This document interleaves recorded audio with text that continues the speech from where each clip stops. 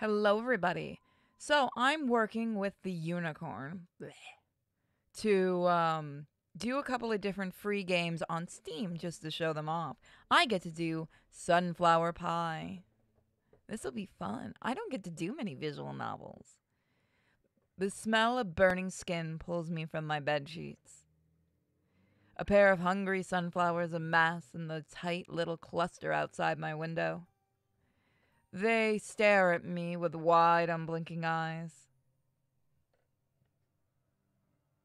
Oliver, breakfast is ready. It's not polite to keep the cook waiting. If it was up to me, I'd sleep forever. But in the house, your dreams end as soon as breakfast is ready. No exceptions. Say something so I know you're still alive. They pulled the locks off my door ages ago, so I need to get up before Mom takes any serious action. It's not like she's done it before either, standing cross-armed in the middle of the room while I scramble to find a pair of socks or pants or underwear. Shame is an excellent motivation tool after all. Funny enough, I found out the best way to avoid these situations altogether was to just sleep in jeans and a t-shirt. Sure, it's uncomfortable, but at least this way I can leave the room whenever I want. And as long as I look presentable, that's more than enough for them. I just gotta not mess this up. Sliding on a pair of flip-flops, I make my way into the kitchen. The stench here is overpowering, but at least it's familiar. I'm gonna lower that a bit.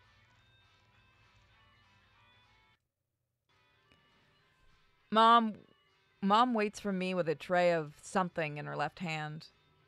Good morning, sunshine. Happy Sunday. Make sure to finish this before Judith picks you up for church, okay? She aggressively slides the tray across the table. The head of a massive sunflower stares at me from the cradle of flaky pie crust. Eat your breakfast, Oliver. Please don't make me. I'm not making you do anything. I'm encouraging you to start the day off right. I might lower that just a little bit. For a grown man living in a civilized world, breakfast should be a non-negotiable part of every morning, obviously. How can you expect to survive out there if you can't even do something this simple? She's right. If I can't even feed myself consistently, there really isn't much hope for me, is there? I grab my fork. The unblinking eye of the sunflower starts twitching a little. Every petal begins a slowly folding towards the center. There's only one way out of this, isn't there? I fold my tongue back in the back of... Okay. Oh, thank the Lord. Oh, that must be Judith then. Can't keep my future daughter-in-law waiting, can I? Wasting not a second of her time, Mom scuttles out of the kitchen. I grab a spatula from the cupboard and rush her sunflower pie to the garbage disposal. There's a bit of struggle at first, but eventually I manage to press all of it down into the void. Thin yellow ribbons start to stretch out of the hole as I flick on the switch next to the sink. The vortex of blades makes quick work of my breakfast. Turning on the sink to help drown out the noise and wash the spatula, I sprinkle a few crumbs and twitching petals back into the aluminum pie tin. Not the most convincing display of well-eaten breakfast, but it's better than nothing. I wait a believable amount of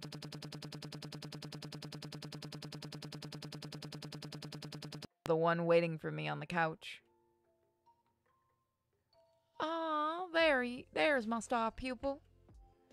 I know I haven't been around much this week, but I hope you and Violet have been enjoying your last few days as seniors. He must be, considering how much time they've been spending together. Sure, hope a certain someone's niece doesn't end up getting pregnant.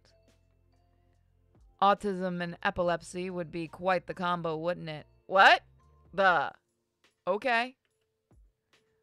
Oh, Dolly, what's the harm in letting the kids be kids? They're both 18, hardly children anymore, don't you think? Well, they're not exactly adults either. Lighten up. Maybe go out on the patio and mow a little bit of grass. Miss Lawrence takes a stray $20 bill off the table and hands my mom a bag of grass clippings. Mom rolls her eyes and stuffs the plastic baggie behind the folds of her blouse. Whatever you say, Luis. Sunday is the day of rest, right? Miss Lawrence is here to take you to church, Oliver. Apparently, the Helving family is having car trouble with the 3 of their Corvettes and Judith's minivan.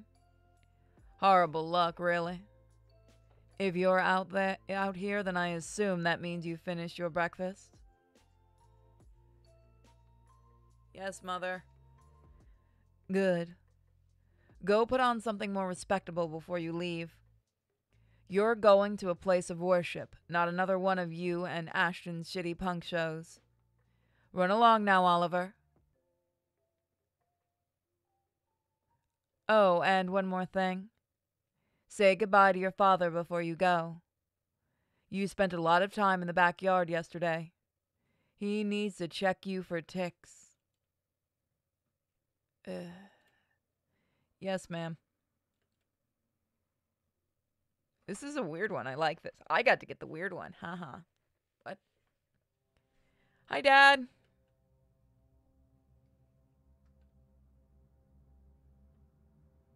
What do you want?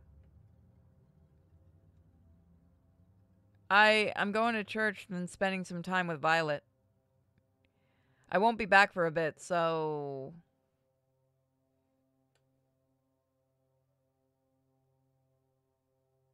Come closer. No, thanks. I do as I'm told and move closer to him on the bed. I see the candle lighter next to us on the dresser and begin holding my breath. You're clean. Have fun with your girlfriend. Thanks, Dad. I'll be home later. Be safe. Oh, they're burning the ticks. Okay. Dad folds into himself and then goes back to sleep. I eye the candle lighter next to him one more time and take a deep breath. This is a strange one. I like this. Miss Lawrence declines to stay for coffee and escorts me out the door. Christ on cracker. What on earth happened to you, Dolly? Miss Lawrence pinches the bridge of her nose and sighs. Sorry. That was unprofessional of me. Are you doing all right now, kiddo? Thank you for getting me out of there. I feel like I'm having a nightmare. If it's any comfort at all, there's no such thing. Don't worry, nightmare or not, I won't let anything happen to you. You're all going to graduate one way or another. Otherwise, I wouldn't be a very good teacher, would I? But enough of that. Let's get you where you need to go. Miss Lawrence lets the Helving twins, Judith and Andy, know that I'm on my way to their house. She says that Violet will be waiting at our normal spot on the beach, once I'm done with everything else. She urges me to enjoy my time with her. Other than Andy ducking out of our jog mid-sermon, church is normal as normal can be. Oh, Lord. After a wonderful lunch, a very normal fried chicken, very normal sweet tea, and exceptionally sweet biscuit, Judith and I find ourselves alone in her bedroom. It's just not fair. You're skinny, but it's not like you're starving yourself. There's no reason you shouldn't be allowed to prepare your own meals. Judith, the oldest of the twins.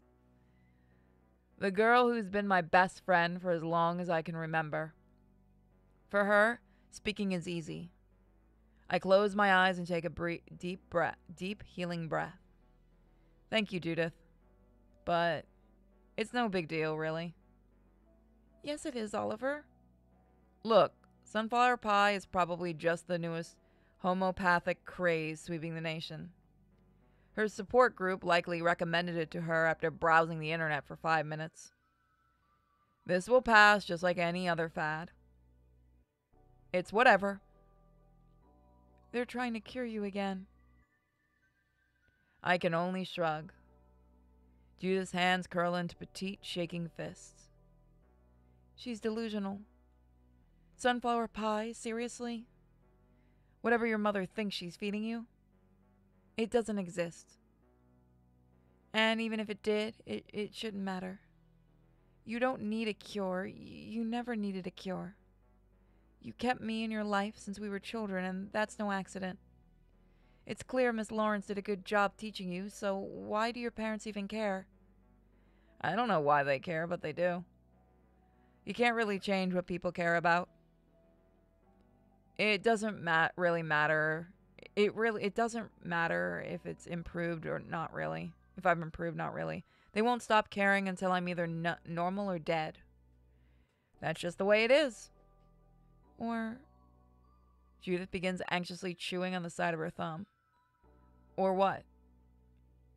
Or until they think you're dead. Excuse me? Come live with me. Live with you? At least until the summer ends and you and Violet can go to college. You know I can't do that. Why not? It feels dishonest. Oliver, they're only going to get more insane the closer you get to moving out for good. But my parents are cops. We can keep you hidden. I'll keep you safe. You don't understand. What don't I understand? It's dishonest in more ways than one. I don't really like lying to people. That's the reason? Don't be selfish. If anything happens to you because of them, I wouldn't be able to live with myself. Don't say things like that. I'm not your responsibility. Of course you are. Judith, please.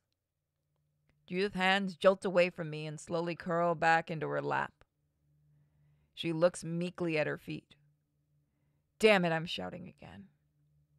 Damn it, damn it, damn it. I shouldn't have said anything. What's the point of being able to speak if I'm just going to keep losing control? Hey, welcome to Anger Issues. Fun, isn't it? What's the point of talking if it just creates more chances for Judith to hate me? I feel a deep wave of shame pass over me as I look her way. I'm sorry. I didn't mean to yell at you. No, it's fine. I was yelling too, I guess. Besides, I'm sure she yells at you all the time. It's normal. That's no excuse. It's not your fault. A person's home should be a place of rest and relaxation. It should be safe. You just need a calmer environment, I'm sure. So, let me help you. She's down bad. See, that's what I'm talking about. Huh?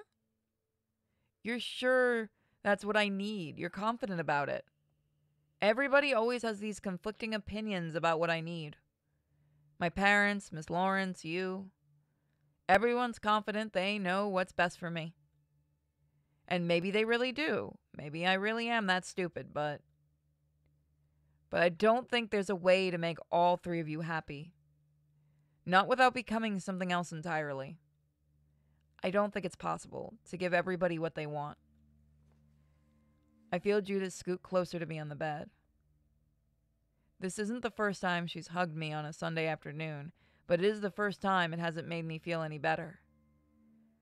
No matter what you become, you'll always be my best friend. You give me so much just being there, just being that, Oliver. Isn't it obvious? She really is a wonderful person. Truly, I'm lucky to have someone like Judith in my life. But it doesn't matter if she's wonderful. It doesn't matter if her intentions are good. Because right now, her hug is just another gift. a meticulous planned gift to make me better. It's all sunflower pie, all of it. And I need to start preparing my own meals. Otherwise, I'm just another tick. I need to go. Already? Yeah, I'm sorry. But there's someone I need to talk to for a bit. You mean Violet, don't you? She's waiting for you, isn't she? You're going to live with her instead, aren't you? No, it's not like that. You don't need to lie to make me feel better. She's your girlfriend after all. It only makes sense. You know I'm not lying. It's just... I get up from the bed and make my way towards the door. She's the only one of us that doesn't know what's best for me. I think I need a little bit of that right now, don't you? I see.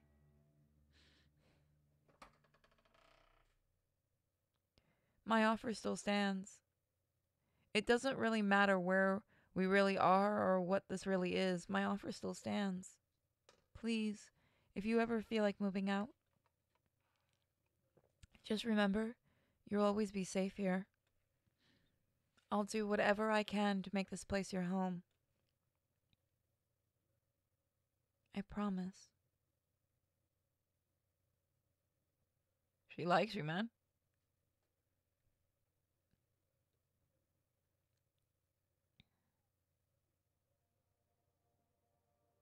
There are many safe ways to remove a tick from your body, apparently. Emil told me about them recently. He told me last time him, Ashton, and I went camping. Spinning around with it with a cotton swab, gently using tweezers. Never tried the cotton swab, but I've done the tweezers. Even basic soap and water works if you're patient enough. As time goes on and our species continues to find more creative solutions to each and every problem we face, the list of ways to effectively and safely remove a parasite from your body will likely grow and grow. But these are things a 6-year-old doesn't really know. When you're 6 years old, you just have to trust your parents that everything will be fine. So when your father says that the only way to kill a tick you picked up in the backyard is to burn it, well, why wouldn't you believe him? You don't think about how needlessly large the flame from the candle lighter is. You don't think about the simply heating up a needle instead. You don't think about how the dirt feels against your cheek as he presses you into it. You don't question these things. You just do as you're told. You stare up at the sunflowers your mother just planted, their hungry eyes glaring at your warmth and your blood like the rising Florida sun. Oh God, we're crazy. But thankfully, you don't stay 6 years old forever.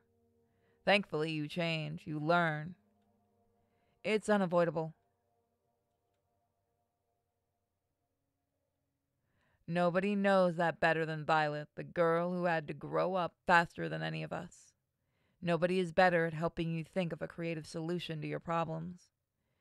It's one of the many reasons why I love her. It's why... No? God damn it, no! Violet turns toward my voice. She crawls towards me in the sand, a second pair of limbs twisting around her neck. Her voice is smothered by thick roots and stale blood. Oliver, please run.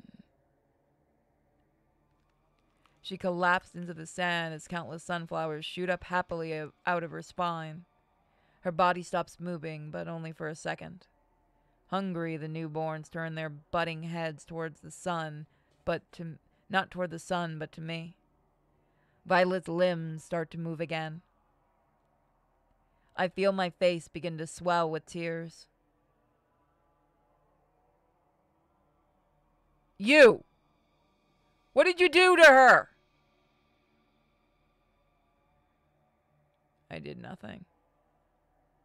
She was already covered in ticks. She was already sick.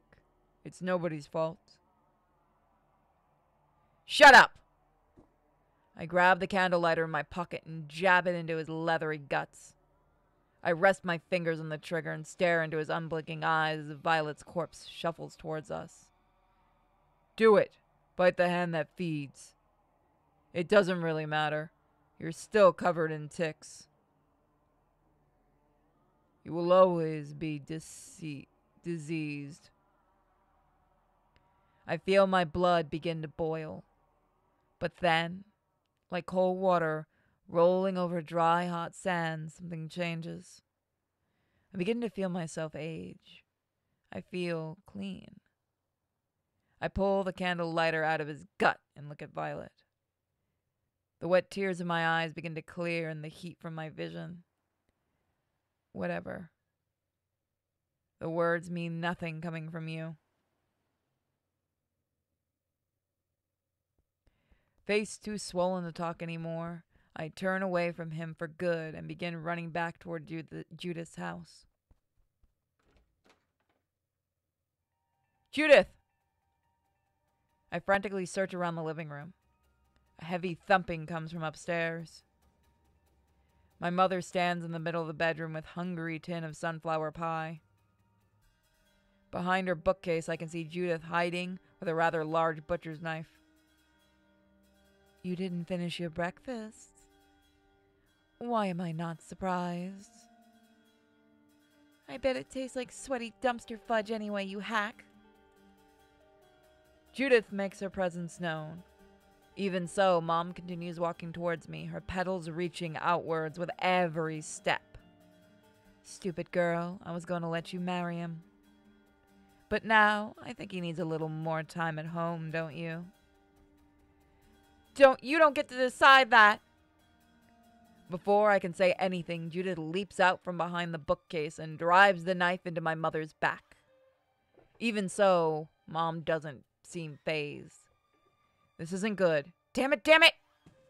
I rush over to try and help Judith, but before I can, both her and the knife are flung away with astounding force. Judith hits the bed frame and tumbles onto the mattress. I instinctively rush over to the bed and try to move Judith on her side. She shakes my hand off her body and begins looking around the room. Don't worry about me. Where's the knife? Where's the knife? Judith grabs my chest and pulls me closer to her on the bed. Shit, shit, shit! You're completely incompetent, Oliver. Can't you see that friends like her will always feed you from their... will always feed you from their... from... Her will always feed from you until they're full. Shut up! You lay a finger on him and you're fucking pig food. My, what a foul mouth. And from such a sweet-looking girl, how curious. See, Oliver, you can't even recognize when somebody is taking advantage of you. And that's because of the roots themselves in the back of your neck. That's why you need to point them out, to burn them off your body. Mom lifts the sunflower pie towards my face. Now, eat your breakfast. Something loud cracks through the air. And the second time. And a third time. And a fourth. And a fifth.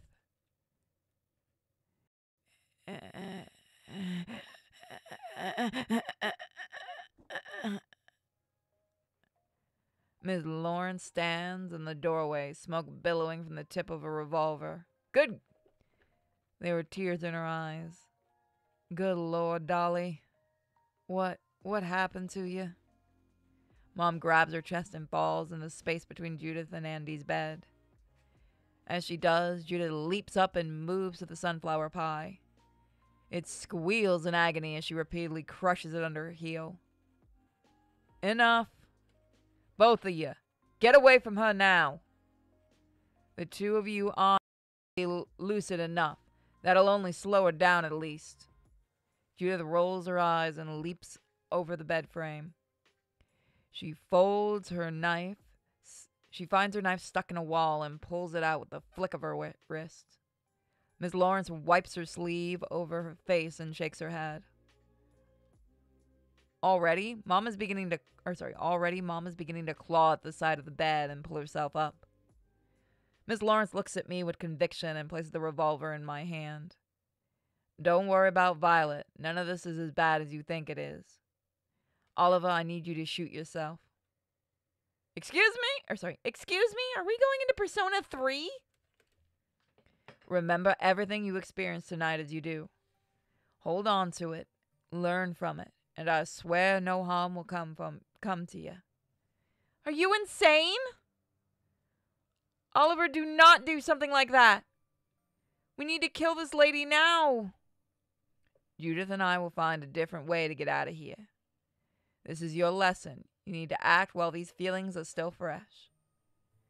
You cannot be serious. You are dealing with matters far beyond the scope of basic human understanding, Miss Helving. I like this. Trust me, this is the only way for any good to come out of this. Oliver, don't listen to her. This is real. If you shoot yourself, you're going to die. Stop distracting him. The gun feels heavy in my hand. Suicide or murder, those are my options. That's what I've been given. Those are my gifts. Mom kneels on the ground next to the smashed remains of her sunflower pie. Why not do what we want? Oh. Okay. I can't make everyone around me happy as much as I want to. I can't prevent myself from changing either, it seems. And sometimes, as much as it sucks, there really is only one good solution to a problem.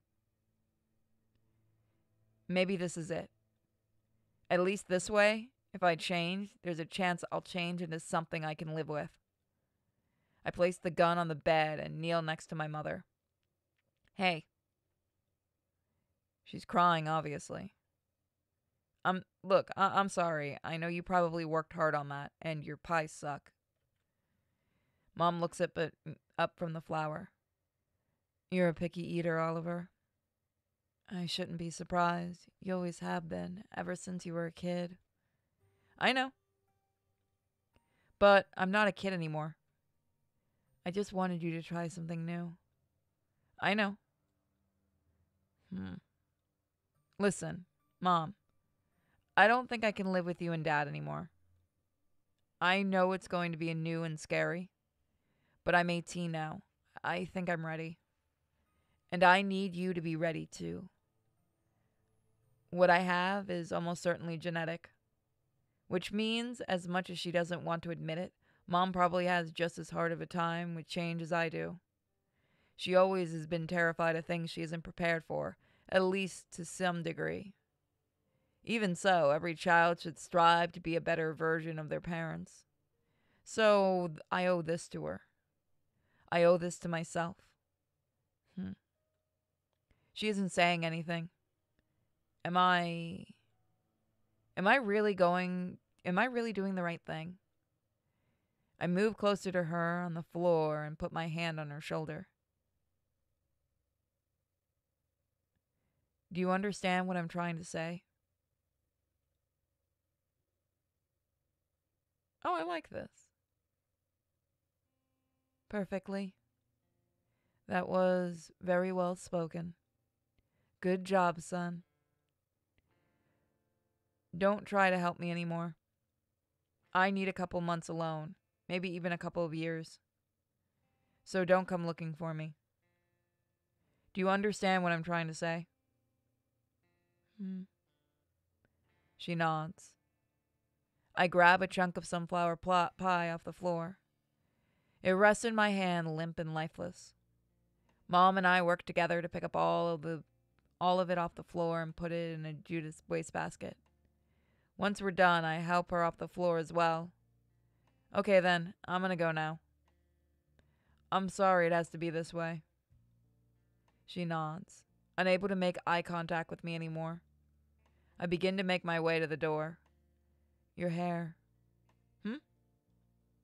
You used to have such beautiful curly hair.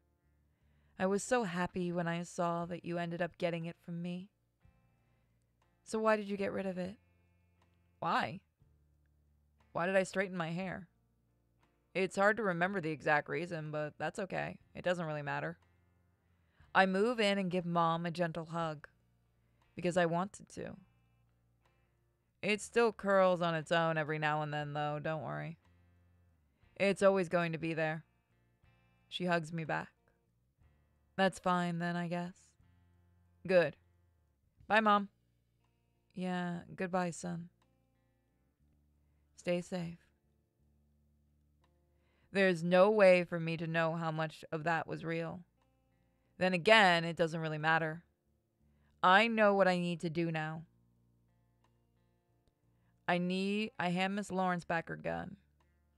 It's done. I suppose it is then. It's tempting just to be homeless for a while. Sirens call. Florida is a nice town.